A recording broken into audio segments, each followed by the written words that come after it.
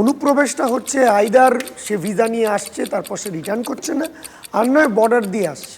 এবার যদি ভিসা নিয়ে রিটার্ন না করে থাকে, সে দায়িত্ব কোনো রাজ্য সরকারের নয়, সেটা একেবারে কেন্দ্রীয় সরকার সে দেখবে। এক।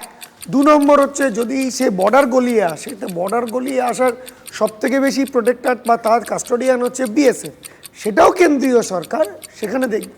তিন, এই যে আপনারা জনপ্রতিনিধি বলে যার ছবি দেখাচ্ছেন সে দেবাশিস এবং দেবাশিসের বউকে দুজনকেই আমি চিনি। দেবাশিস যে স্কুলে পড়েছে, মোক্ষদা স্কুলে, সেই স্কুলটি কাকদ্বীপের স্কুল এবং সে স্কুল পড়েছে কিন্তু 2011-র পূর্বে। তো 2011-র পূর্বে মানে সে ছোটোবেলায় নিশ্চয়ই আসেনি এতে, বা হঠাৎ করে সে তৃণমূল জয়েন করেনি। তার স্কুল লিভিং সার্টিফিকেট, স্কুল এবং স্কুলের সব তথ্য, ছবি সবই বাংলায় আছে।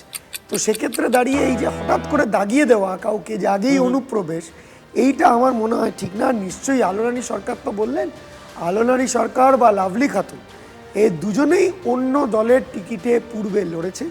লাভলি খাতুন কংগ্রেসে এবং আলোরানী সরকার বিজেপিতে কাঁচরাপাড়ায় বীজপুর বিধানসভা কেন্দ্রে লড়ে এসেছে।